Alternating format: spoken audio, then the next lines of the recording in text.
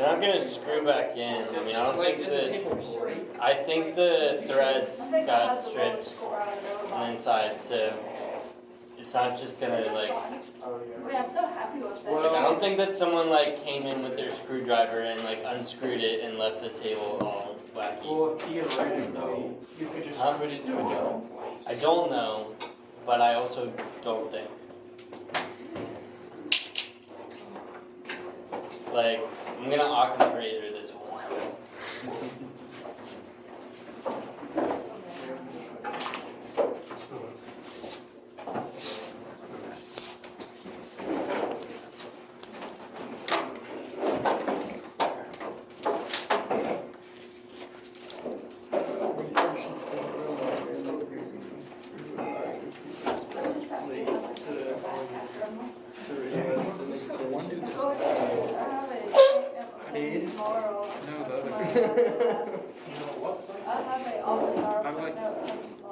I was trying to think of where he was on my career. I have no idea who he is. Ashton Home. He's Which I'm happy about. I needed I it. swear I've never seen this. Because I'm going to go to his office hours tomorrow and Friday when I get all of it basically done. I'll be like, here.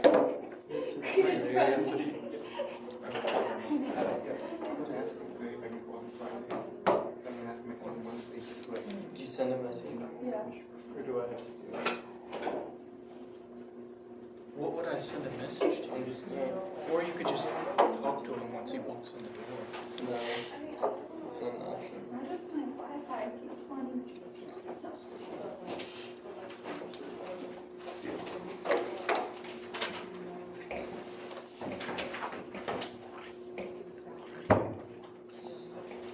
What if all the people who are sitting in just say, hey, I didn't get my essay yet? What if we all just said, doing better? Or if you're gonna sit in today, Yeah, no, I we got already usually don't have enough seats for everyone. I don't know what to tell you. You can stand at the podium. Yeah. There's a Oh chair. yeah. Yeah. I'll figure it out.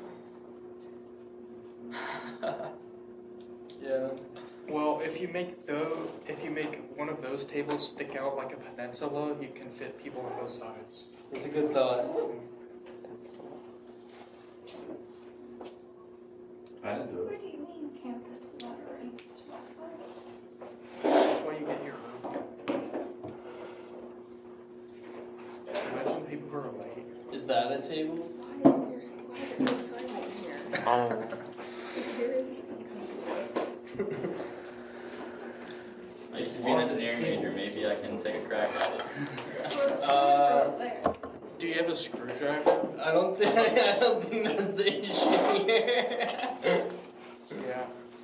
No, because look, you can put the stand thing No, just we in a need a different drill. spot. We need the screwdriver. Yeah, if you screw really hard. We need a drill.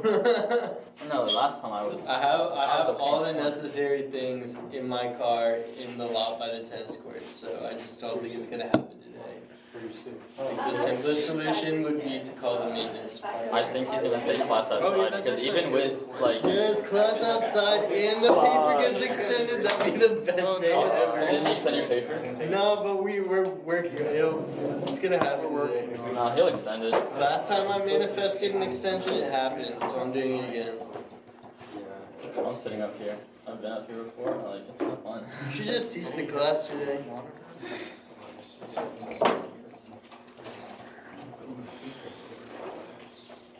What if Larkin just like doesn't show up and then like 5 minutes after the hour you get a text saying to teach book 7? Only the first half, Um, read my notes. That was my dream last night actually. I woke up in a cold sweat. Yeah, did I taught book 7? That was your dream. Yeah, that you taught it. It was a nightmare.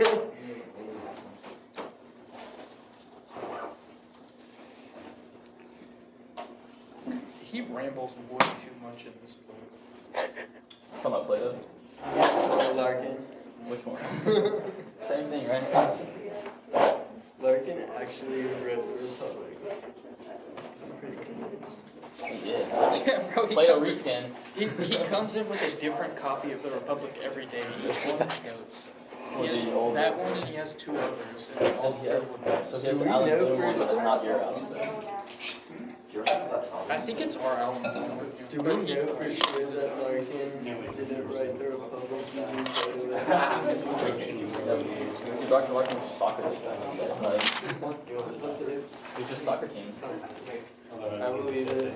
Wait, what about this whole Socrates didn't write anything down? We have to write essays. I agree. Can you raise that for me? Now that we're- I mean, you could probably write something, and then you never write an essay again. No, just turn in a blank essay. The true philosopher king would never What'd you write do? an essay. I don't know. No, it was like that. So, It fell off it's got a web. somehow. Don't the Japanese sit on the ground? Like better for your bag. You made this like a set. All right, I guess we know what we're doing. Class outside. Last class outside, I couldn't hear anything. True. There's air. There's air that exists. Yeah. Is it Well, now it's hot warm air, enough so- to make for class outside? No way. It's 82 right now. Bro, it is not 82. Class outside in the shade. 100%. Because of the, Yeah, but if there's no air because blowing. of the wind.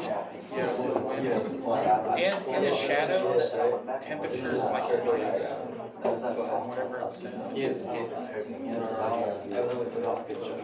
Oh, it's 80. But it's wild. Is it true Ori's teaching class today? Mercy. Is it true Ori's grading our term 2 papers? I And think they're that not might be due able till next semester? If you paid me enough, I might be able to. Bro, imagine philosophy classes at TAs. I think intros sometimes do have it like on Like a unofficial. big, yeah. For the online class. Imagine if you ever figured out the code to that thing. I don't know, I've been doing it randomly every day. Oh, and Dr. Butterfield's class is so cold. Really? Like freezing cold. Yeah, but it's warm outside. Yes, it is. Today for sure. All right.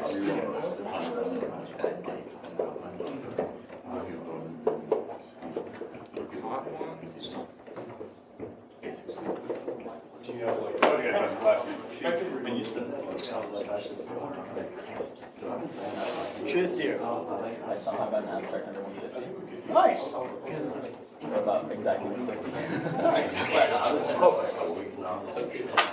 No one's gonna care. That's for SWIPs? Yes. Yeah, well, they're gonna read your paper anyway. They're not gonna. Well, if you think about it, you The abstract is for later. if you just So, you said last week Yeah. that, and at other times that,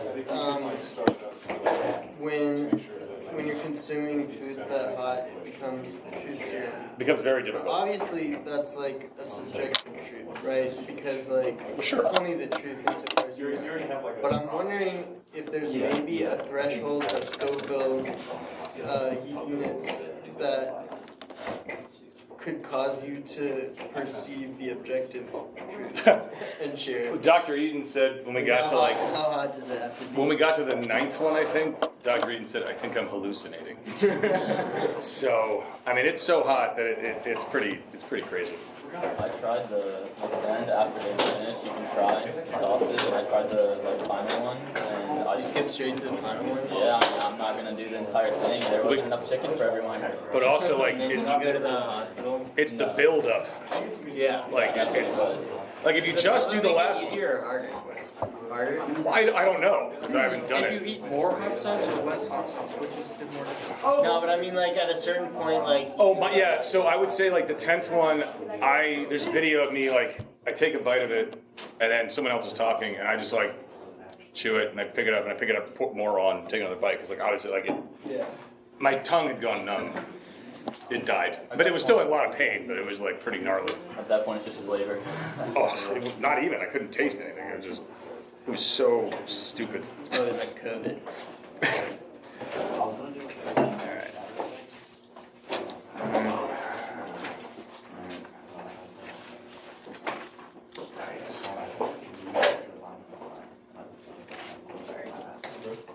If you didn't notice, the table broke.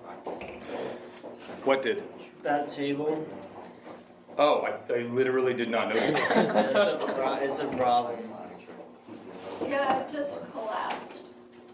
Wow. Yeah, I sat on it. happened today? You sat on it? Yeah. No, I Okay. Wow. Okay. Cool. Good job, everybody. You gonna leave it there like a fallen soldier? Yeah. Colin said- something with it assumes responsibility. I'm not touching it. But I won't rat you guys out either. I saw you messing around with the leg earlier. I'm not the one who broke it. Okay. You guys are honest people. You'll tell the truth. Who was here first? About to put me on trial. You were here when I got here. Yeah, but it wasn't me. Did anyone get here I before broke the Cade? table. Yeah, No, there's no, plenty no. of people. I Who? broke the table. Name one. Phoenix. What? Weren't you here before me? Yeah. You know who broke Jeez. it? It's not looking good. Phoenix. The first one here did it. Who got here before I you? broke it. You broke it? Not really, I was trying to move it and then the screws. Yeah, the screws just This is came a out. just person right there. Someone who's not trying to cast around lies about who broke the table. Who comes forward and admits. Alright? I No, didn't never say that say anyone that. broke the table. All I said was you were the last person I saw dealing with the removed leg, and then we slowly worked towards the truth. Fair. Through deception. Did you just say fair, kid? I mean, I kickstarted a philosophical he's process. analyzing his environment like most would have. You letting other people do the legwork? I'm a true You were touching philosopher. What can I say? Legwork, I get it. Give me 1 second, everybody.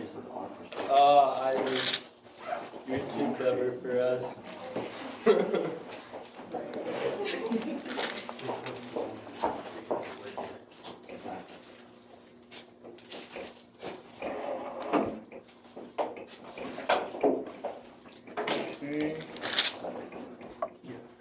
What's that part? What's the what from? Like this part. The what? Attached to the table on the leg, that's like this. You're gonna have to be more specific. It looks like this. Where are the screws that would tie it? That was On the the expo screws board? replaced the I plate. see him. Oh, I think it's a handle. Well, yeah, Oh, it's because like a you have to like hold it down, so it's like scary as well. Yeah, because you see how the legs go into those, I don't know what you would call them, locks. Yeah, that's what it's called. This thing.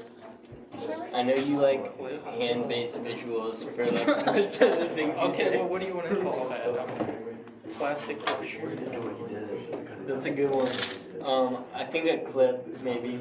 I came up with that. Who would have thought? Possibly. But the bars, I think, are the handles. All right. It's because when you're carrying it, it's Yeah, but you can just carry the table. Yeah, but it's easier to grab a handle because you can grip, like it's easier to grip like a smaller. All right. So first, I want to pose a question to everybody, and I would like to do a ballot of sorts. So if we keep going where we're going, we're going to actually finish all of Book 7 today because we already kind of dipped into it with the cave, which made sense to do because I actually never understood why Plato did it that way. Because it seems like the cave fits perfectly at the end of Book 6, but it's also, it would fuck up each section being about 30 sections, each chapter, so maybe that's it. Either way, we'll finish Book 7 today. So the question I have is whether you all want to continue doing 2 days per book, or if you want to do 1 day per book moving forward, and then do some Aristotle at the end. So, are there any thoughts on that, or do you want to do secret ballot? Either. I kind of like Aristotle. Rock, paper, scissors. Flip a coin. Should we cast over? Trial by. Yeah, let's do a casting vote. So, does anyone have paper they can pass out, everybody? 3 Don't- sheets of paper. Yeah. Printer points are expensive. Can you rip paper up? I mean, it's got only be like this big. And write your name. No, don't write your name. So it's an anonymous ballot. I'm just curious where people stand because, well, I just want to know, honestly.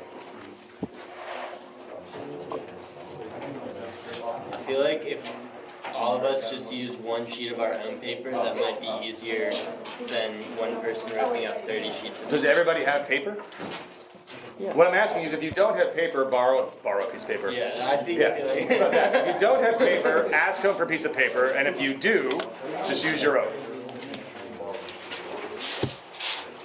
I would like to turn in my ballot. And before you make your vote, just so you guys know what we're going to be doing, Book 8 is all about deviant regimes and how the problems that arise with each kind of government that goes through. Book 9 is all about how a tyrant is formed, basically, and how a corrupt soul or an unjust individual happens, and that's where we get the answer to the question of why it's better to be just than unjust, so it's at the end there. And then Book 10 is all about aesthetics and art and the danger that art poses to society, and why Plato thinks it's problematic from a metaphysical standpoint. There's a small chance you're gonna get 10 and 10. Well, then I decide. There you go. I also decide. I think Ori should pick if we get a tie. No, No. come on. I pick. And then if Yes. we don't like his answer, we'd be fighting. Stop putting Guys, shh, guys, stop. What's up? The third option. Third option would be I come up with some kind of split difference hybrid idea. Because like the trade-off to me is like, if we do one day for like each of the prior stuff going forward, then we get to like the analysis of those, we get through that quicker. So Mhm. it's like introductions to more books and more essay topics. Ooh. But then, like, So if we blaze through it, we're just getting the main ideas? so maybe like blaze through it and then run back through. Possibly. Either way, it'd be more Plato for you. Or would it be like we do Plato, we do the rest of Plato pretty quickly, so then we can write the paper on that, and then, would we have to write a paper on Aristotle? If we No, you could do or Aristotle. So we could- How about you guys just write what you would love to see happen? Let your imaginations go wild. As long as it involves doing work. Oh, Yes. I was just gonna say instant haven. Yeah, I just want to get a pulse where you guys are at. I noticed some slight fatigue last week, and I couldn't tell if that was because of Republic or just life in general. Honors thesis. Honors. Oof. That Yeah, was due that'll do today. it. Yeah. Okay, that makes sense. Because I would like to keep going through it personally, but don't let me sway you. And when you're done, just send them over. Like some Romans. All right, so today, thank you. You're welcome. Okay. Got it. Who's gonna be the vote counter? I am. Thank you. These are philosophy. Either Plato or Aristotle. We're either going to go through Plato as slowly as we've been going through it, or we can pick up the pace and do some Aristotle again. All right. So, as we left off last time, we had cave, right, which is one of the most famous things in all of Plato. And we left off with, well, we're going to start with this, right? So this is at 419e.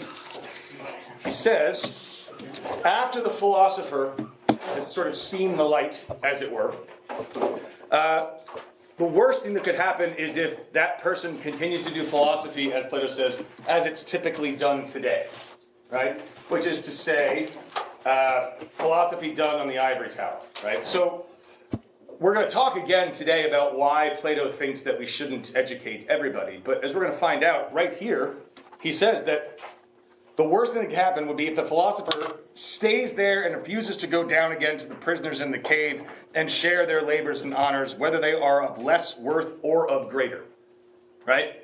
So when we get a sentence like this, we see that Plato is very much not just interested, but thinks it's necessary that when the philosophers come to discover the truth, they are obligated to go back down into the cave and educate everyone as much as they possibly can, And why is that?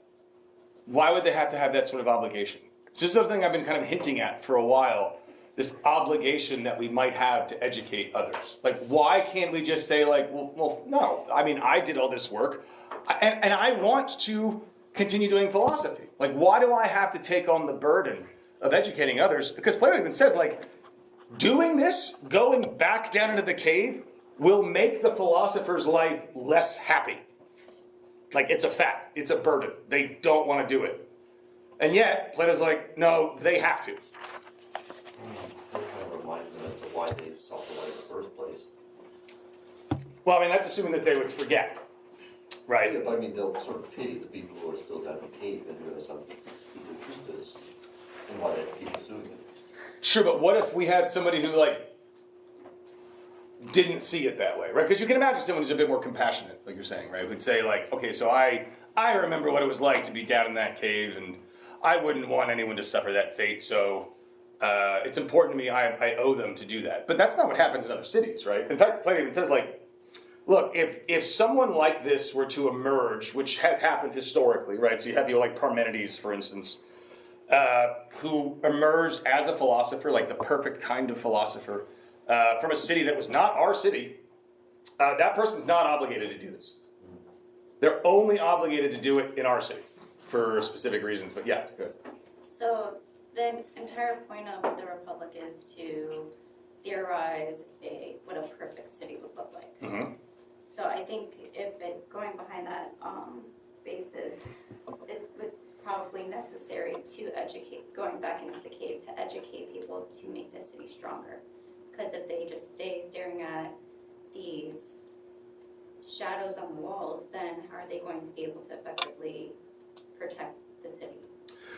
That's sort of a really big part of it, right? So, and this is something Aristotle's going to pick up on too. So, I mean, to your point, look, it's yes, there could be compassionate people, but there could also be, I guess the point I was trying to make, no, go back to Melissa's point, is that what if someone wasn't compassionate? Like, what if someone said, like, I did the work myself, they can do it themselves, right? And it's only, you even could make an argument that's less aggressive, and you could say, it's only because I did it myself. And remember, this first guy, no one came down to tell him, right? He just took it upon himself and did it. He's like, well, the most charitable way would be saying, like, it's because I did it by myself that I learned so they have to do it themselves. Well, I mean, there was, in the metaphor, I think I mentioned them like dragging the person up into the light or something like that. But in a real sense, it would be someone actually seeking the truth. Right. So the reason why we have to do it to our own city is twofold. One, as I was saying, like, we live in the city, right? And so if we are in possession of some kind of knowledge that will better everybody in the city, and then we don't impart that knowledge to other people, we're damaging the very city that we live in. And, Plato points out, if you are a product of our city in particular, the reason that you're a philosopher is because of us. We raised you. We educated you. We are the ones who brought you along to this position, this height, right, where you can actually see the truth. So you do owe the society that you came up in, right? How no one wants to be, or the person who doesn't want to be the ruler should be the ruler. They should be obligated to. Like the person should be obligated to bring knowledge down to other people. Exactly, and it should actually be a burden. He says a little bit later, to your point, at 521b, can you name any life that despises political rule besides that of the true philosopher? And why would it be the true philosopher who despises political, and that's a pretty extreme statement, so I imagine a lot of people despise political life. But the true philosopher above all despises political life. And this is something that I think would hold true for today. Why? Why would they be in a position to hate politics more than any others? Or the life of politics. Yeah, you have something. Isn't like the part they get into later in the book where they're talking about dialectic and how they seem to know what they claim to know, but they don't actually know it? Well, I mean, the true philosopher would actually know it, right? And so the people who are involved in political life are those people, right? They're good at making an argument, which we're going to talk about a lot today because that's a big part of what I want to talk about. But the philosopher is the one who truly understands, well, the nastiness of politics, right? If it's done incorrectly. Also, the true philosopher truly understands the motivations that most people have for going into politics, and they recognize the danger that those sorts of passions and desires can cause to society. And three, and most importantly, they recognize that every second I spend in political life is another second I can't spend contemplating the truth and doing real philosophy. The thing that makes me happiest, and I know that more profoundly than anybody else, the philosopher would say, is going to be unavailable to me because I'm going to be spending all of my time dealing with all these people who themselves are in a state of ignorance, and it's an uphill battle because they don't want to do it in the first place. And most of them will never actually attain the heights that I'm at now, so they won't even appreciate it in the way that I do. That sounds awful, right?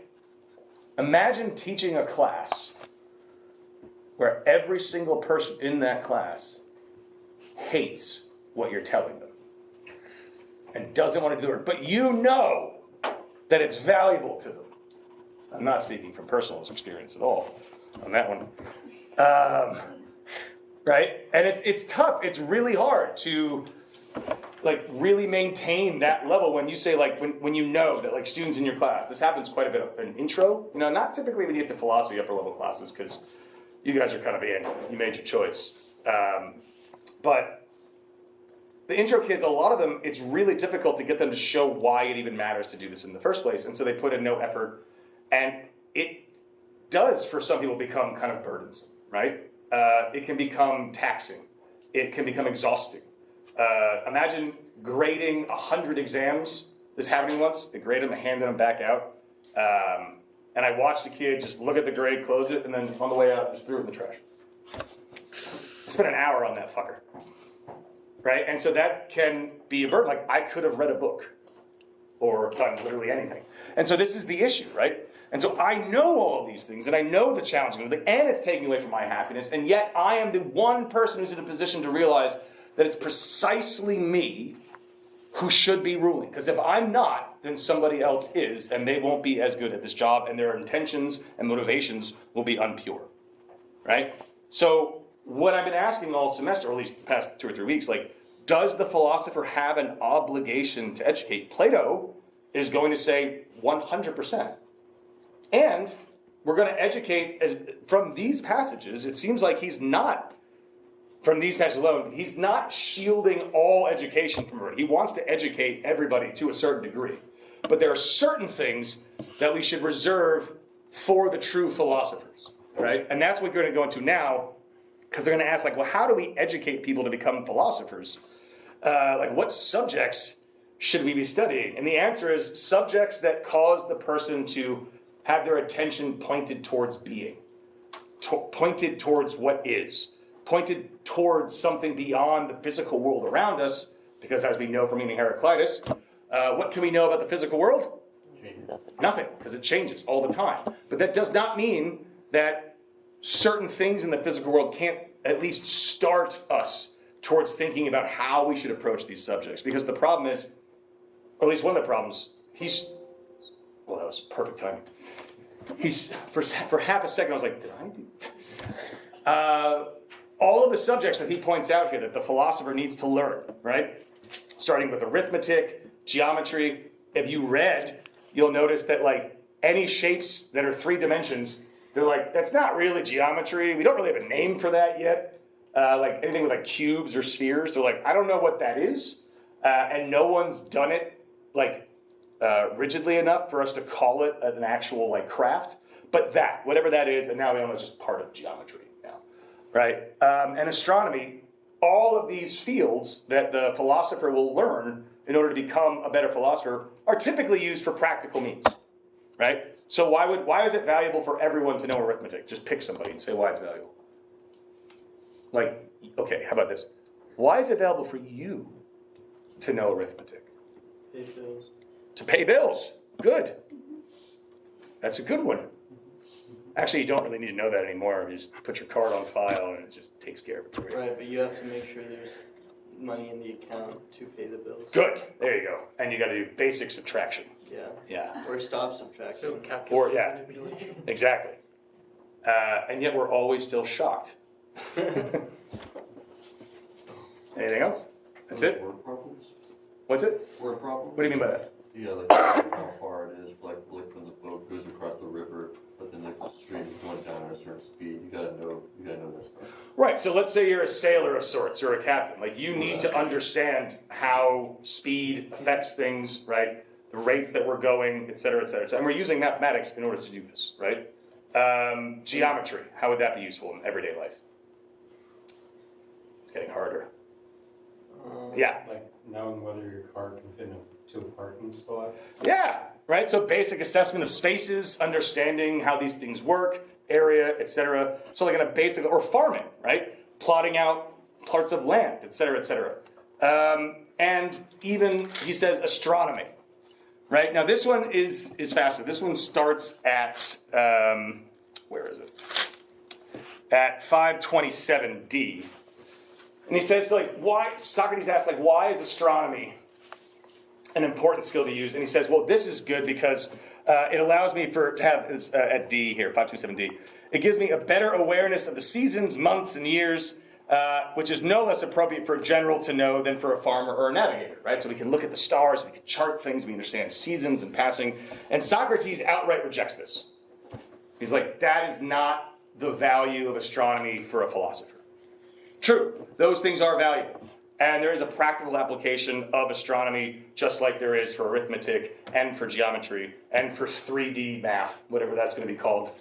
But it's not the practical application that is the important aspect of it when it comes to why we are teaching this to our young budding philosophers.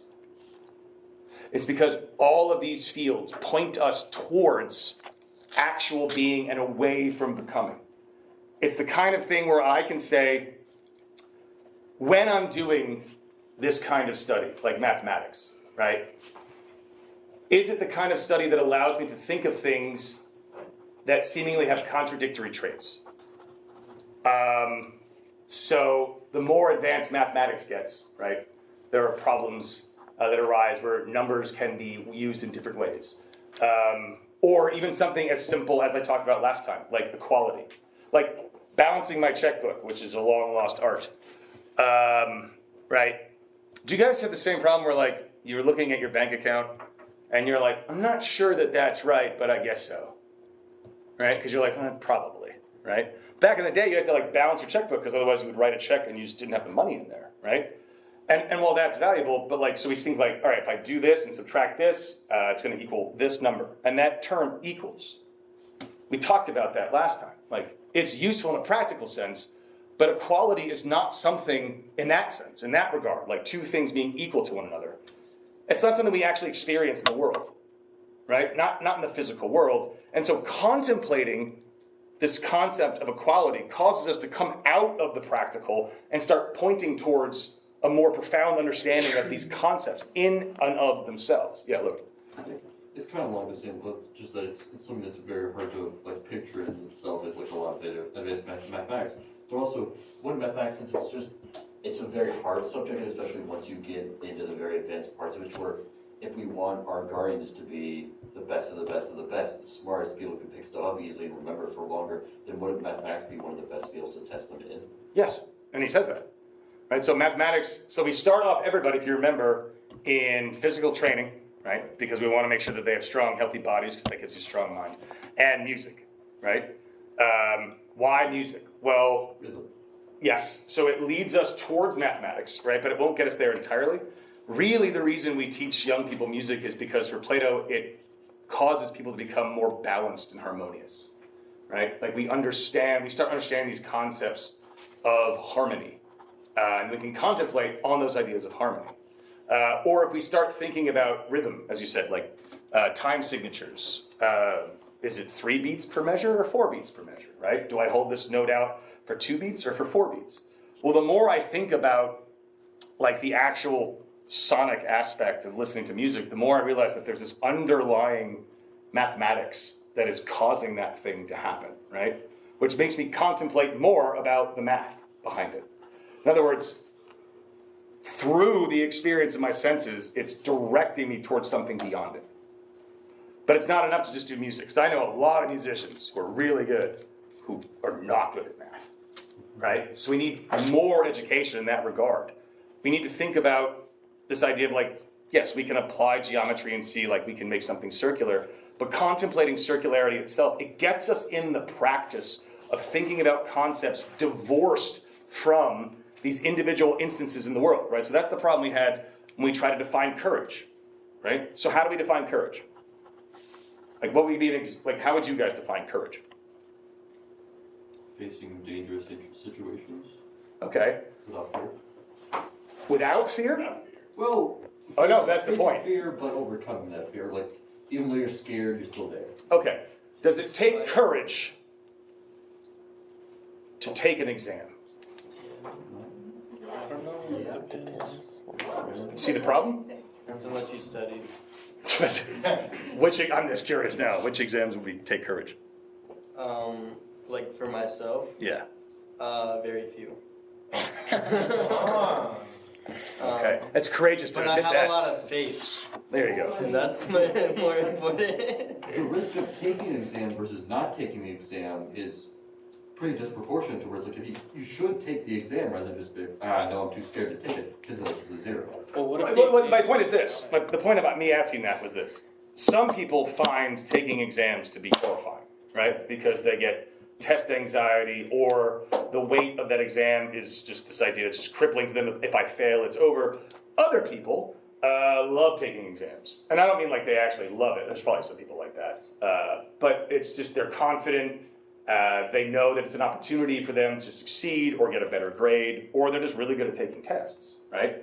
So the problem is using examples in the physical world for something like courage doesn't actually get us to courage. If we're only using examples, someone might just completely disagree or not understand it. But talking about an example like this, like it does taking an exam like is an example of courage, notice that there's contradictory results arise. Some people will say that's not courage, and some people say that it is. It both does take courage and does not take courage to take an exam. And that contradiction causes us to, like, as Plato says, we have to apply reason now to figure out whether or not it is, which then causes us to start thinking about courage itself.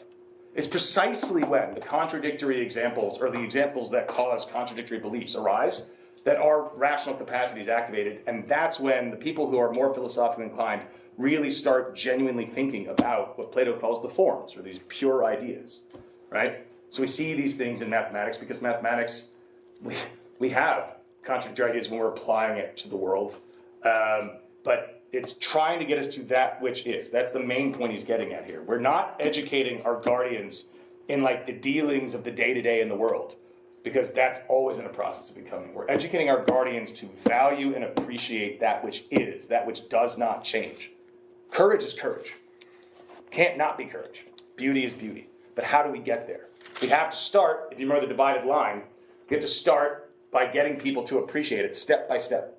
And eventually, because now we're working with geometry, we recognize that there's like cylindrical things in the world, but all of that is sharing this idea of like a cylinder, right? So we're starting to leave the physical world behind, and once we do that, we realize, oh, there's something beyond that that's not attached to the world at all. There's no example I can come up with that perfectly embodies it. The only way I can understand courage is to literally just know what courage is. Does that make sense to everybody? Mm-hmm. Okay, so the reason why astronomy, yes, it's useful for that in that regard, but astronomy kind of keys us in to motion itself, so the motion of the heavens, right? We recognize that, because if we try to say like, oh, we can understand through astronomy the consistency of the motion of the heavens. Plato's like, is it consistent? Is there a consistency? Are things always going to return in the exact same spot that they were before? I mean, definitely not from their perspective. Our Earth rotates on in three ways. We go around the sun, right? We're spinning like this, but we're also kind of tilting like this, right? Exactly. So like where the stars were like 10,000 years ago, they're not aligned the right way anymore, right? So this becomes an issue for that. But what it can get us to realize is like thinking about motion itself. Because I thought that there was a consistency in this motion, I'm thinking about that idea and that concept. I'm recognizing I'm not actually getting it, but now I'm thinking about what that consistency of motion would actually look like. Right? So the whole point of all of this is we're going to educate our guardians in things that get us towards thinking about these concepts in and of themselves. Now I just went through like a lot, because if you did read, it's just a lot of him saying like why math is awesome. Right? And on top of the academy, there was the science of know thyself. And then if you walked in through that, the requirement for actual admission was that you were very well versed in Euclidean geometry. You were not allowed to study at Plato's school unless you already knew geometry. Because if you didn't and didn't appreciate it, he just was like, I don't have time for you. Because you're going to be coming in here with all your opinions and beliefs. We need you to be on the right footing when you walk in the door. And this leads me to the stuff I really want to talk about today, right? So we're trying to get our guardians to have an eye for truth, have an eye for what it means for something to actually be what it is, to not be burdened by, differing opinions on things. So how do we actually get there? Dialectic. So this is at 532. Dialectic for Plato. I'll just read this section here. Then isn't this at last, Glaucon, the song that dialectic sings? It is intelligible, but it is imitated by the power of sight. We said that sight tries at last to look at the animals themselves, the stars themselves, and in the end at the sun itself. In the same way, whenever someone tries, through argument and apart from all sense perceptions, to find the being itself of each thing, and doesn't give up until he grasps the good itself with understanding itself, he reaches the end of the intelligible just as the other reached the end of the visible. Absolutely. And what about this journey? Don't you call it dialectic? I do. So, I'll just keep reading here, right? Then the release from bonds and the turning around from shadows to statues in the light of the fire, and then the way up out of the cave into the sunlight, and there, the continuing inability to look at the animals, the plants, and the light of the sun, but the newly acquired ability to look at divine images in water and shadows of the things that are, rather than as before, merely at shadows of statues thrown by another source of light, that is itself a shadow in relation to the sun. All this business of the crafts we've mentioned has the power to awaken the best part of the soul and lead it upward to the study of the best thing among the things that are, just as before the clearest thing in the body was led to the brightest thing in the bodily invisible realm. And then a little bit later down, 533b, right before it. And mustn't we also insist that the power of dialectic could reveal it only to someone experienced in the subjects we described and cannot reveal it in any other way? In other words, if you don't already understand mathematics and understand it for the reasons he's pushing, right? Not for the practical application, but the actual theory behind it, the value of it. So think of like the difference between like practical physics and theoretical physics, right? There's a distinction that is made there. And if you don't have that background in mathematics, then you are literally not ready to learn the dialectic. You're not ready to be given this tool, because what are you going to do with it? If I teach you how to argue properly, but you don't have a true appreciation and love for what is, what are you going to do with it? Argue to argue. Argue to argue. What else? Argue wrong things. Argue for money. Argue for wrong things? Yeah. Yeah, right? Because you don't care about the truth. And if we're not caring about the truth, we're not getting beyond the physical realm. So what are we going to argue for? Things that we like in the world, like things that we desire. And we see this happen all the time, right? People are constantly using arguments.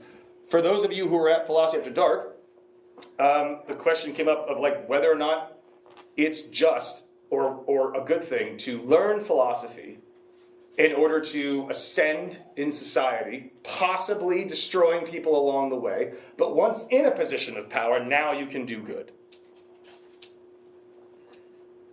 Now, what would the true philosopher say to this? Sure. Depends. No, definitely not sure. Oh. Maybe. Right, so the only reason someone could think, because if this person is like, but I can only do just things once I'm in a position of power, right? And the true philosopher says that that's because you don't understand what justice actually is, because if you did, you wouldn't see this path as a viable option, right? You wouldn't see the ends justify the means as a way of promoting justice. And that's a question that we actually have to ask ourselves. Do the ends justify the means? I'm sure that all of you have political positions that you hold, and you hold them really, really, really dearly. Do the ends justify the means? Because historically, that seems to be the MO. Pick your political party. There's blood on their hands. For sure. Not mine. Not yours? Are you your own party? Yeah. That's awesome. So, I'd vote for you, bud. No, but think about it, right? So if we want our political party to win, and we have to crack a few heads in order to achieve it, is that wrong? Well, that's Yeah. all. Ariana. I get like the sentiment of wanting to do the right thing, but like if you have to do something wrong in order to do something right, that's just evidence that the system is broken, and unfortunately we have to work within the system. So it's like a goal, you don't want to do bad things, to do good things, but practically we have to be, we have to be legal. Unless, Plato says, we can actually come to truly understand justice. Because to truly understand something, he argues, if we're actually using dialectic properly, it's not just like I somehow know this thing in my head. And if you said, well, explain it to me, I'm like, I can't. It's just in there. Like, I know what it is, but it's impossible. True knowledge means, for Plato, that I have the definition in my mind, and not only that, and more importantly, I'm able to provide an account for it. I can explain it to you in a way that you can come to understand. Now, you won't understand it as fully as I could, because I'm the philosopher, but it's at least something that I can argue for compellingly. Right? This is not divine revelation. True knowledge requires that I be able to give an account, like mathematics. Right? You guys ever take a geometry class or a calculus class? Like, so proofs? If you just write the answer, what grade do you get? Half. Really? You got half? Damn. The answer was like 5% of when I took geometry. Oh yeah, it was all about the process. Being able to explain it is the most important thing. That proves you actually know it, right? Same thing with philosophy. If we're doing philosophy properly, the conclusion obviously matters if we're doing it right because it's the truth. But you have to be able to show me your argument. You have to show me that you truly understand what you're talking about, step by step by step. Yeah. Okay, now for this purpose, since you're using mathematics as an example, how would they explain it with like old math versus new math, and you do it one way and you get the same exact answer, just a different process, but you're still told that's wrong? Oh, are you talking about like the weird way that kids are being taught math now? Do you know how It's, fucking frustrating I that heard is? it's really weird. Yeah, I didn't know math is broken. So, did anyone learn new math? I have to learn with a 10-year-old brother. He's in 4th grade now, and the way they like carry the one is not like how we carry the one. It's like they have their whole new process, but I think it's really the United States having kind of like a mathematical war with China because Really? they're losing. They're losing. The way the Chinese people use mathematics, it's so seamless, and my cousin can attest to it. So I can't truly explain it to you because I don't have that pure knowledge. But the way she said that it happens is like no matter what, if you have a certain formula, or a certain problem, you have to use a certain formula for it. It's almost like a universal formula to help solve most, not all, but most problems, and it hasn't been touched in like 800 years or something like that. So it's more so of pure knowledge than what the United States kind of has to Well, say. either way, if you can still provide an account for it, right? You're like, it works this way and it always works this way. Then it would probably simply be the same thing as like saying a proof in a different language.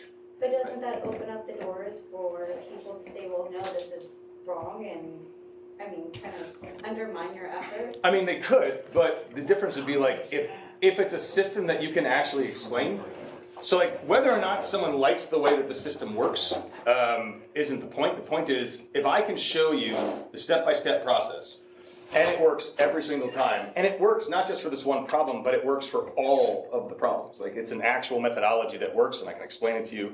If it gets you to the truth, then it gets you to the truth. The point is that you recognize, and actually the true philosopher would recognize both ways, right? So it's not the case that like there's an actual true way of wording something that it has to be like every word and every premise has to be identical. It's just, does the way that I argue this point get me necessarily to the truth, is what he would argue. So yeah, if there's a different way of doing it, it's just a different way of doing it. And he points out that this dialectic, if it's done right, all other crafts, he points out, are concerned with human desires, right? So in other words, astronomy, even looking at the heavens, like it's thinking like this is like trying to get as far away from the physical as possible, but we're still going to apply that, as I said, to like navigation and things like this. But true dialectic, if done right, it's concerned with the truth of something. It has to have, that's the thing, it has to have the right goal for it to actually be properly that kind of craft. So as he says here at 533 C, or B and C, and as for the rest, I mean geometry and the subjects that follow it, we describe them as to some extent grasping what is, not totally there, for we saw that while they do dream about what is, they are unable to command a waking view of it as long as they make use of hypotheses that they leave untouched and that they cannot give any account of. What mechanism could possibly turn any agreement into knowledge when it begins with something unknown and puts together the conclusion and the steps in between from what is unknown? None. Dialectic is the only inquiry, he says, that travels this road, doing away with the hypotheses and proceeding to the first principle itself so as to be secure. And when the eye of the soul is really buried in a sort of barbaric bog, dialectic gently pulls it out and leads it upwards, using the crafts we described to help it and cooperate with it in turning the soul around. From force of habit, we've often called these crafts sciences or kinds of knowledge, but they need another name, clearer than opinion, darker than knowledge. We called them thoughts somewhere before, he's referring to the divided line, but I presume that we won't dispute about a name when we have so many more important matters to investigate. Again, he's trying to distinguish, like, knowledge is its own category, right? Mathematics doesn't quite count. There's something beyond that.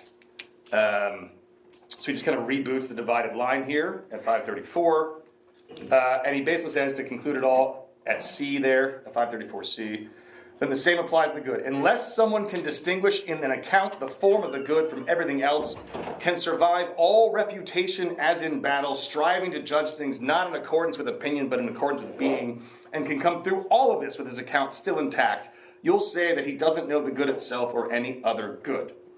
And if he gets hold of some image of it, you'll say that it's through opinion, not knowledge, for he's dreaming and asleep throughout his present life, and before he wakes up there, he'll arrive in Hades and go to sleep forever. So basically, what he's getting at is we need to be able to create arguments, and this goes to her point. If I can create arguments that are actually airtight, that actually can withstand any refutation, that's the point. The issue that we have is that we're dealing with half-assed arguments. So if I present an argument for a political position that someone else who's also really intelligent, and that's the hardest part to come to grips with, and this is one of Plato's biggest concerns, is that intelligence on its own, cleverness, does not guarantee that someone will be a good person at all. And that's the most dangerous thing, right? And so if someone is extraordinarily intelligent and they recognize the weakness in my own argument, even if my argument is on the side of moral truth, they can pick it apart. And so my argument is obviously not good enough. If it can't withstand refutation, especially in a public forum, then how the hell are we going to convince anybody to join our side? You guys have had political conversations with your friends before, right? You gotta lie. What? You gotta lie. You gotta lie. But lies can be caught too, right? The truly, like, so Nietzsche has this idea, amongst others, that the truly great person is honest. They don't need to lie, right? So if I have to resort to lying to prove a position, now Socrates, of course, says that people in the Republic should, but not when we're arguing, right? If I have to tell a fib to the masses because otherwise they aren't able to understand it, but I'm talking about the heights of understanding like how to run a government. We're actually arguing amongst, like, we're all in the council, right? If we have bad opinions come in and we are not skilled enough in argument to get this like point across, if I can't convince them through logic, right? It's a problem, because then those varying opinions will remain. Those varying opinions will subsist. And then we'll just bicker and argue, and then problems arise. But if I can give you an argument where you're like, shit. Because then it's not about your opinions. We're trying to get rid of our biases. We hold on to the beliefs we have because of our attachments to things in the physical world, the things that we find pleasurable, our biases, our upbringing, etc. It's only when I can present you with an irrefutable argument that's gonna be challenged in a very sincere way. Because otherwise, what are we gonna do? We're gonna find one little hole in everyone's argument that allows us to continue to believe whatever we wanna believe. Like imagine arguing against someone who said 2 + 2 = 4 and how silly that is. That's what Plato wants. With laws and justice. And so to your point, to get back to what you said, if we actually are educated properly in dialectic, and we are the ones who are the rulers, and that's the problem, then we would eradicate any aspects of society that lead to this kind of injustice. The issue, Plato points out, is that it's too late. And so, just to skip ahead a tiny little bit, and we'll come back to it, so hold that spot. At 541 is where he says, or 540D and into that, then do you agree that the things we've said about the city and its constitution aren't altogether wishful thinking, that it's hard for them to come about, but not impossible? And do you also agree that they can come about only in the way we indicated, namely, that one or more true philosophers come to power in the city who despise present honors, thinking them slavish and worthless, and who prize what is right and the honors that come from it above everything, and regard justice as the most important and most essential thing, serving it and increasing it as they set out their city in order? How will they do that? And the first thing he says is, they'll send everyone in the city over 10 years old out into the country. The only way to actually achieve this city is to literally ban everyone over the age of 10. Why? What's he afraid of? Old ideas. Old ideas, not just old ideas, because old ideas could be true ideas. People who are not willing to change their mind, not willing to learn. Yeah, it's too late. Like, you are already, it's too late for all of you, right? You all have prejudices and biases that you're just not gonna wanna get rid of. When's the last time, so I do this all the time, but I'm wondering what you guys think, that you said, that's it, I'm no longer doing this thing, or that's it, from now on, every day I'm gonna start doing this. And that lasts about as long as it takes to say that sentence. Right? And you want to, but it's like, you've been too habituated, you're too tracked in. The only way to get this to work is to kick out everyone who's already been exposed to these problematic ideas, which is pretty radical. So what, everybody other than Socrates or Plato? Socrates is out. So how will the 10-year-olds know? Oh, I see what what to you're do? The reason I say Socrates is out is because, like, he doesn't do dialectic. He doesn't argue in the way that the philosopher would have to. He's really good at, like, pointing out the problems. But the second this city gets established, one way of reading the Republic, I think there's actually multiple ways, but one way of reading the Republic would be like, the first person we kick out is Socrates.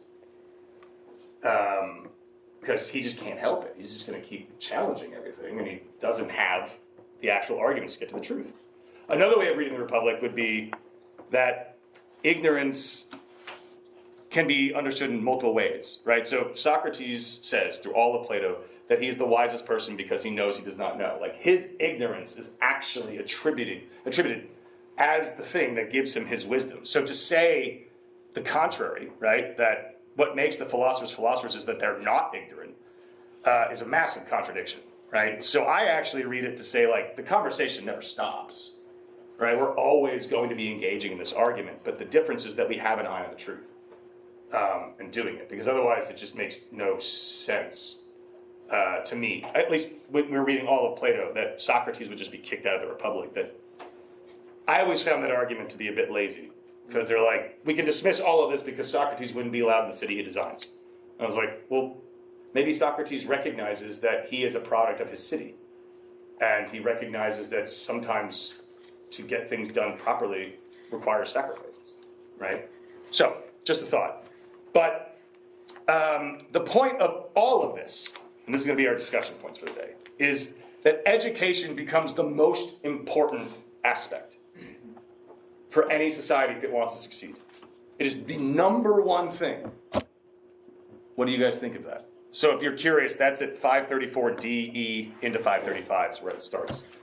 So why is education the most important thing? So apply this to real life. I mean, that's how you get a job. Okay. How you understand the world around you. Okay. What about the problems in our society? Gotta know what the problem is to fix it. And if we're not educated, How do we figure out what the problem is? have you ever What noticed? a problem is. Right. Have you ever noticed? And I'm sure you have, because there's always at least two solutions to every political problem. You ever heard like a politician say something? It's like, this is going to be the solution, and you're like, that is possibly, and I don't mean this lightly, the dumbest thing I have ever heard. Like, how could anyone think about this problem for more than 5 minutes and think that this would possibly work, right? And it's because they don't understand the problem. If I don't understand the problem, I don't know how to fix it, Right. right? So like if I don't know anything about medicine and someone's stabbed in the gut, I'm like, perfect, I'll just stitch it up, just the outside, good to go. What's probably gonna happen to that person? Sepsis. They're gonna, and I just sewed it up, right? So throwing things at the wall and seeing what sticks doesn't work because we don't even know what we're throwing it at. And so for education, it becomes the most important thing for him, and for us too. For Plato especially, the reason people commit crimes is because of a lack of education in society. And he doesn't mean because they're ignorant. He does actually mean that. So he's like, it's ignorance that leads us towards committing injustices, right? Because not all crimes technically are injustices, depending on the society you're in. But for someone to commit an actual injustice, the only way that that comes about for Plato is because they lack an understanding of what justice is. They're ignorant in that regard. Further, if someone, as some of the points that were made, if someone isn't educated enough, then they're not going to be as successful. Further, if we're not educating our society, we see an increase in crime, we see an increase in poverty, we see an increase in disease, and then that just multiplies all the effects. Education, for Plato, is the solution to all of society's problems. Not punishment, not fear, education. I might be preaching to the choir because we're here, but does anyone have any counter arguments? Yeah. You say the United States prison system is said to be rehabilitative, education-focused thing, but it becomes more punitive than actually rehabilitating. Yeah, and Plato is categorically against punitive prison. So as you saw in the Republic, he's not exactly opposed to killing people. Because, if you're truly bad and corrupt and like you gotta go, you're just too much of a danger, which we'll get to in a second.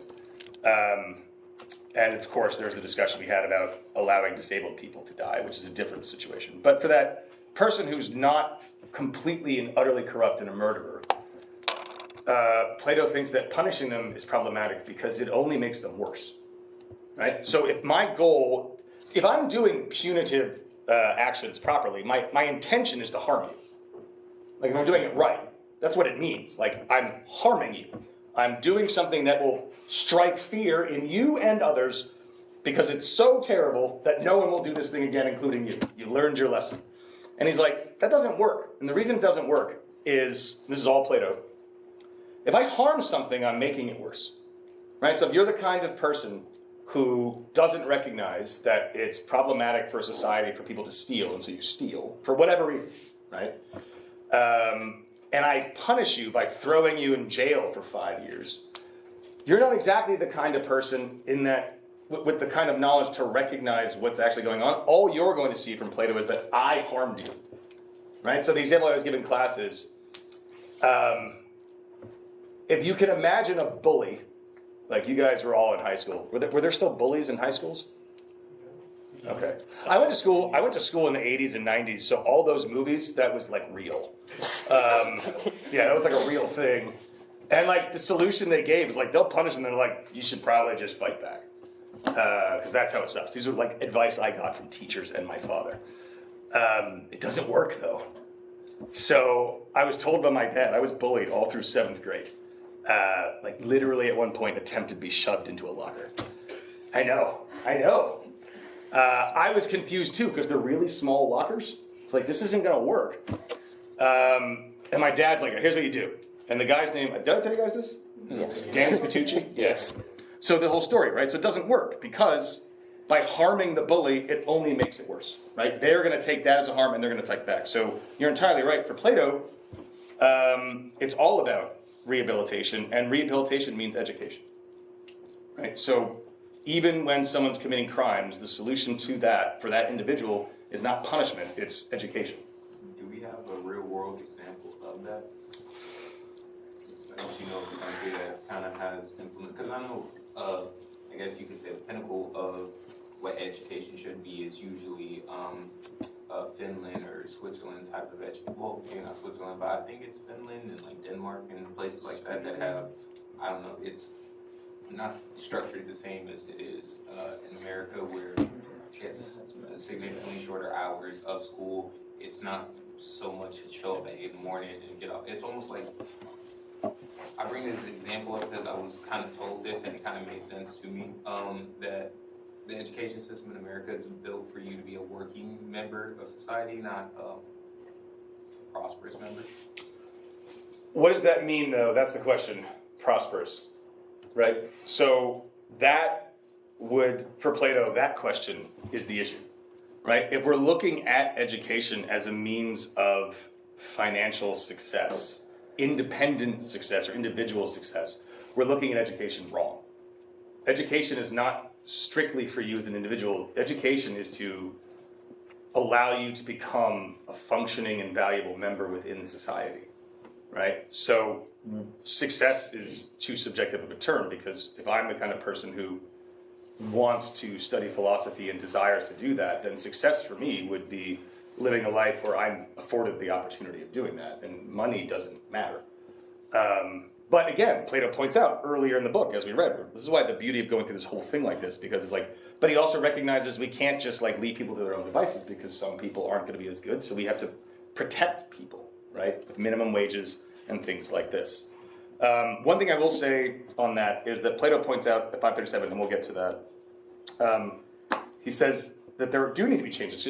I don't know if you guys felt this, but in our country, it's illegal to not go to school through 12th grade. Like, it's actually illegal for you to not do that. If you don't go to school, it's called being truant. Yeah. So Plato says, we don't force, then don't use force to train children in these subjects. Use play instead. That way you'll also see better what each of them is naturally, like, good at, fitted for, right? Forcing someone to learn doesn't work, right? But if we can approach it in a different way, just like we'd approach the prison system in a different way, if we can create a system where people want to learn, and they're going to want to engage in these subjects. Like, imagine if you were all forced into certain majors. You chose your majors, right? Because philosophy, for you is very fun, and it's engaging for you. And that's the idea. We need to create an entire education system built on this idea that it doesn't seem like work. If anything seems like work, and it doesn't matter how much you want to do it or how much you value it, if it's painful and you're just not going to commit to it. But if we can turn it into something that is enjoyable at the same time, right? So again, getting rid of this force, we need to mold the minds that way. So we're going to go 1, 2, 3, 4. Yeah, I was around gonna the say, yeah, we can't say like that education wouldn't be important if it had negative consequences, because that's just another way of saying it's important. Kind of back to like what was said earlier in like in the previous book about like virtues that they're like most dangerous when they're towards the wrong end. So the only way for like education to not be significant if it was just like average, which it's not. And how would we pull an example out of that? Like, it's not making a difference either way.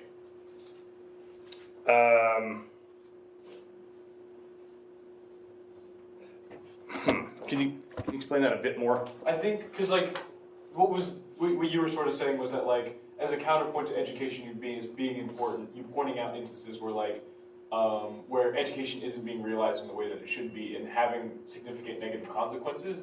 But that still means that education is important. It's just either lacking or being weaponized towards like the incorrect goal. But for education, not be important, it can't either be like a really good thing or a really bad thing. It just has to be like something kind of in the middle and not doing anything either way. Kind of like what Plato says about like the average person, like they're not dangerous. Right. So the average person isn't. So like we educate somebody like in just enough math so they can handle being a farmer. Right. So. Yeah, exactly. Or just enough school to do this, or just enough school to do that. It still becomes important for society, though, because if we don't educate those people in those tasks, at least adequately, then we have lackluster farmers. So I think his goal is not to say like any amount of education, if done correctly, would be not important. But he's trying to, when we're talking about educating our leaders, it becomes of the utmost important, because the opposite, as you pointed out, right? So this is at 535C. He goes back to the idea that we must look for someone who has got a good memory, is persistent, every way a lover of hard work. How else do you think he'd be willing to carry out both the requisite bodily labors, but also complete so much study and practice? Nobody would, unless his nature was in every way a good one. In any case, the present era, which, as we said before, explains why philosophy isn't valued, it's taken up by people who are unworthy for her. For illegitimate students shouldn't be allowed to take her up, but only legitimate ones. Now, I thought of an example, because last time I talked about how, like, what the danger is of educating people in philosophy. We talked about it at tapping, too. So, how familiar is everybody with Harry Potter? No. Yeah. Okay. So, Voldemort. That guy Yeah. Why? killed a lot of people. Nope. Whoa, he may have been misunderstood. Oh, Nope. he's using magic for evil. And where did he learn that? Hogwarts. No. Yes! Notice, the professors at Hogwarts, I can't believe I'm fucking doing this. The professors at Hogwarts, when they had Tom Riddle, that's his name, right? Yeah. Yep, I remember. Marvel. They were like, there's something off, but we can fix him. Because they thought that by not educating him, he would end up becoming unjust. So they're like, we are going to educate him so that we can get rid of all of these problems. And what happened as a result of them teaching him all this magic? The worst shit ever. Horcruxes. And death. Who died? Didn't someone die? A lot. A lot of people died. Harry Cedric died. died. That was sad. One of the Weasley twins. That's right, one of the Weasley. That's right. Hedwig. Yep. Yeah, exactly. So many people. And because they educate, and what did they educate him with? The very thing that they would educate the good wizards with. Hedwig They was- taught him. What's up? Oh, I was explaining who Hedwig was. Okay, that's a long conversation. To do it properly, anyway. But no, they taught him with the same methods, and they taught him the very same stuff. So think of magic as something dangerous, right? And so dialectic becomes like this, right? Just as teaching magic to Voldemort made Voldemort what he was, because he was not the kind of person who should have learned this in the first place, despite having all the skills. Like, this is a person who obviously could learn to master the skills, but they're using it incorrectly, right? So this is, again, despite the fact we see a lot of potential contradictions here. It seems like Plato wants to educate everybody, but at the same time, when it comes to this kind of stuff, it's dialectic, by the way, that he's guarding. Of all the crafts and all the skills, it's dialectic that he says we need to make sure that we only teach this to the right people. Yeah. Isn't he talking about like rhetoric when people use it wrong? No, he's talking about rhetoric because rhetoric is wrong. So what Plato is going to say, I mean, maybe, depending on which dialogue you're reading, but Plato will often pit the rhetorician versus the philosopher. So rhetoric is skill that is used to argue a point persuasively. Yeah. Right? Philosophy is arguing for the truth. Well, the persuasive one seems like it has more of a political impact than Exactly. talking about the truth. Because we have not educated people well enough to recognize, or at least to withstand, the kind of seductiveness that good rhetoric has, right? A good rhetorician is horrifying. Whether they are arguing for the truth or not, if they're not actually a philosopher, because they don't know, they're just doing it for personal gain, but if they're good at it, they can convince everybody to do a whole lot of things and believe a whole lot of things. And if they're not fixed on the truth, think about all the harm that can come from that, right? And how do we withstand that seductive rhetoric? through education, through understanding that we shouldn't just be let ourselves like be sort of taken away like by like Pied Piper. The only reason I say maybe is because in the Phaedrus he says the true rhetorician is the philosopher. Yeah. It's the same thing. Yeah. So, last thing I'll say here, and then we'll go around, is we don't teach anyone rhetoric until they are 30 and they have to do it for 5 years. So they're not allowed to engage with the public with their dialectic. So we don't even begin to teach anyone dialectic until they're 30. Why? Why wait that long? Develop brains. You develop your brains? Yep. Why else? What will we find out by then? They're a good person. They're a good person, right?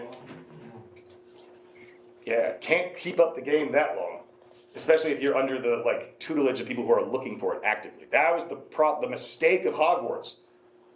Oh, yeah. Was starting too young, right? Four of them. If they had just let him just learn math and shit like that, they would have realized how bad he was by the time he was 30. Exactly. Yeah, that would Who suck got- as like your first couple of years. What you were saying about like prison, really about how like K through 12, prison and like working are all the same in terms of how they're structured. So you're talking about like if education is important, and yes, but it's how you use it, because in our society, it's either you are a working person contributing or you go to jail. Either way, you already know how to function in that sector. Regardless, you mean? Yeah. So, are you suggesting that we're not educating people enough, or we're educating people for the wrong reasons? We're definitely educating people for the wrong reasons. Right, so be like sort of cogs in the machine that keep the system going. Notice, to build on that, what Plato is suggesting here, especially that last passage at the end of Book 7, where he says the only way to do this is to kick everybody out. We'll take possession of the children who are now free from the ethos of their parents and bring them up on their own customs and laws, which are the ones that we've described. This is the quickest and easiest way for the city and constitution to be established. This is revolutionary, right? He is literally saying there, if we're taking him seriously, because this could be a massive wink, like the only way to bring about this kind of change is to tear the system down and start over. There was a hand over here. Yeah, good. Yeah, I guess I was just wondering, sort of what you think Plato's response would be to the idea that, at least in my experience, like there are people who seem to be like temperamentally opposed to like education as something like virtuous, and just because like if we look at like the 5 factor model for like psychology, like some people are just like very low on conscientiousness and open-mindedness, and like Right. how would you like approach someone like that to like sort of convince them of the value of education? Well, so for Plato, he's got built-in systems for that, right? So that kind of person, this is something I think I kind of glazed over that I was talking about later with somebody else, but it's important here. So like, another misconception of what's going on in the Republic is that Plato is forcing people into fields that they don't want to be in, right? That's not what's happening. If you read it closely, he's saying people have basically like natural dispositions. Some people are like not so jazzed on education, right? So they're not gonna like go into it, they don't care. Some people are just like really all about glory. So they don't care about books or farming or any of that stuff. So basically what we're trying to do is we're trying to build a society where we're channeling you into the field that you're already kind of naturally going on, right? So the only people who get forced are the rulers. Doesn't that kind of make the assumption that there is a inherent like common value for all inclinations that might exist though? What wouldn't be common, because he breaks it up into for him, he breaks into 3. So there's like people who desire knowledge, people who are like desiring of glory, and people who are like more inclined to like want money and stuff, right? So someone who doesn't see the value of education, right? There's like, I don't get it, I'm fine, I built my own company, whatever. That's the kind of person who would be happiest as a producer, right? They're like, I don't see the point, whatever, and I get the things that I like, and then the education that person gets would be like the best education for, let's say they're a farmer, for farming, right? Because that, for them, that's not education. You don't really, I've never heard, and I check Fox News and CNN, so I want to know where everybody's at. In the comments of Fox News, there's a whole lot of people who are like, education's stupid. But I've never read anyone go, learning how to farm is dumb, right? So even in the camp that seems to have become disillusioned with higher education, they don't see like learning a craft or a trade as like education, right? Sure. So they'll be like, well, it's important to like learn a trade or a craft because that's where the important stuff is, etc.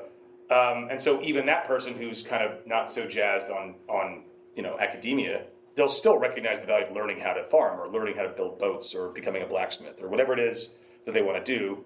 And then we just kind of allow their skills within that, guide them within, right? So if they're the kind that's a producing mind, we'll figure out where their skill set is at. Maybe they're great with metal, so they become an apprentice to a blacksmith. So they're already in the big bubble they should be in, and then we find the craft that's best for them and then reinforce that. So it won't be a problem in society because it's like, yeah, tons of people don't like higher education. And if we forced that person to do that, it'd be awful for them. And then we don't have to worry about them rising up and being a threat because we never teach them dialectic.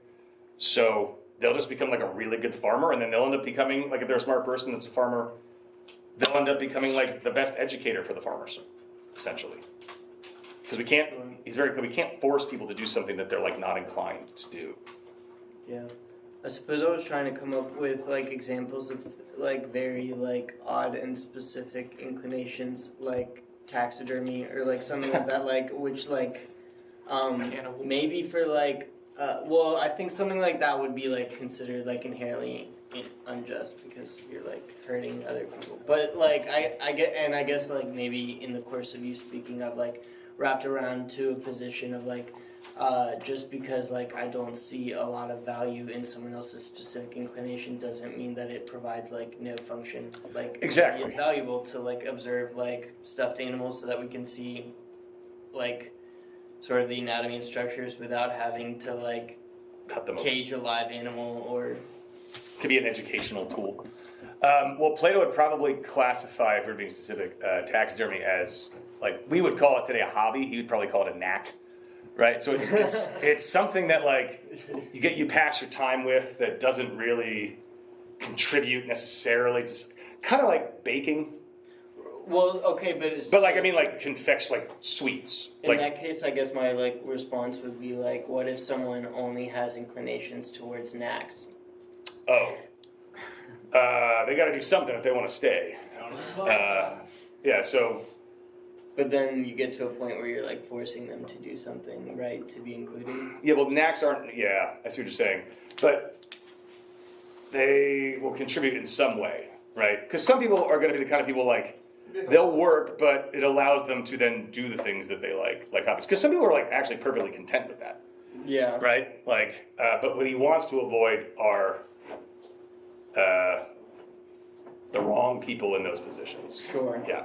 But I see your point. That's actually kind of interesting. We would educate them to recognize that, doing that and doing that alone isn't contributing. You would just sort of be inclined, I would say. Because the main thing about not forcing is that main three bracket. And then we like really tout the importance of these positions and how you're contributing everything you get from society. But I do see your point. It's an interesting question. Last one to say, then we'll get to Isaac. And this is just an interesting idea. At 539. He talks about like how we should start education. Another reason why we don't do dialectic early is because if we start, like let's say I was a master dialectician and you were all my students, and then every single thing you said, I just completely eviscerated. And I mean, I did it right, not like angrily, not ad hominem. And I was like, all right, let's write that stupid argument on the board. And everybody, watch how terrible this is. And I just point out every single mistake over and over and over again, right? you might start to lose your love of philosophy a bit too quick. And then someone comes along and says, you know, that philosophy is bullshit. Let me teach you all this other cool stuff. By the way, you're real smart, and they wink at you, right? Because like people, when they start to feel dejected, like, because having your beliefs destroyed in front of your eyes hurts, right? And if you're not old enough and mature enough to recognize the value of the truth beyond your belief that your beliefs are true, you're not ready for it yet. So like, if I went into an intro class and just on purpose shattered people's beliefs, I've lost them. And I've even damaged them now. And now they are going to be more inclined, Plato thinks, to like fall and prey to sophists. But if I can hold off on that and educate them in other things along the way, they'll be ready for the actual arguments because they recognize what the actual goal is and they appreciate it because they've been doing math, they've been doing all these other things. Does that make sense to everybody? Yeah, go. I kind of want to go back to Melissa's question. Sure. Who is the we that's going to be taking all these 10 and unders to another city? That's a really good question. Like, it seems like you already need to have the very philosophers that would only come about, well, because he hints at, he's like, it can happen spontaneously. Yeah. Right? Like Socrates happened. Yeah. Right? Despite all attempts to stop him, Socrates happened. So in theory, you could have, but the problem is like having enough of those people, and then having the means. Like, that's the other thing. I'm pretty sure the parents aren't going to be thrilled with this new arrangement, right? So, like, you would need an army already, and you would need an army that's on the side of good. So it's almost like you need the city to be in place already in order for the city to come into existence. So it's a problem. And this is why he made that point earlier when he said, you know, just because my sculpture doesn't come to life or can't, doesn't mean that it's not valuable, right? So if we can discover or uncover some kind of truth about the nature of our own governments or systems through thinking about this in this way, even if we can't bring the city into fruition, it doesn't mean that we're not gaining some kind of insight in how we should proceed, right? Like, and maybe that's another thing he's saying. So some have argued that the extreme nature of the Republic is like, sort of like Nietzsche's philosophizing with a hammer, right? Hit you over the head and you're like, what the fuck? But now you're thinking about it, right? Last point, Ethan. What if we look at ignorance like an addiction? Like a what? Like an addiction. So I was thinking about like how punitive punishment, if, like you're addicted to something that just makes you worse than going to prison. Like, but if you go to rehab, that gives you an opportunity. It doesn't always work, but it gives you the opportunity to learn how destructive your habit is and how like you're harming yourself. So if we like view ignorance like an addiction, because Socrates was ignorant, that's what gave him like that's why part of why he wouldn't be in the Republic is his ignorance. No. Well, yes, in a way. He wouldn't be in the Republic because he's a gadfly. Like, he's a troublemaker. Well, like, if we viewed like ignorance like an addiction, it can be like a disease to where it becomes habitual. It becomes something that you don't let go of. That's what Aristotle says, specifically, right? So Aristotle, building from this, and we can go, Aristotle says, like, all of your vice is just a matter of habit. And it's incredibly hard to break those habits, right? Not for Aristotle, not completely. So, and I'll just leave you with this. I have a buddy who was a heroin addict for like 3 years. He's been clean 15 years. He said, not a day goes by I don't think about shooting up. Yeah, you never stop being an addict. Right. You can learn to control the habit. Right. Which creates a problem for Aristotle, but for Plato, we want to stop that in the first place, because if I have to go through every day I don't know you all that personally, but I would assume wasn't an issue today not shooting up, right? Right? And it makes your life significantly easier than someone who has to overcome that every day, right? And you don't. So for Plato, it's like, let's get there before that happens. But I see your point, because then it becomes an addiction. In a way, Aristotle tracks with that. So yeah, it's good. It's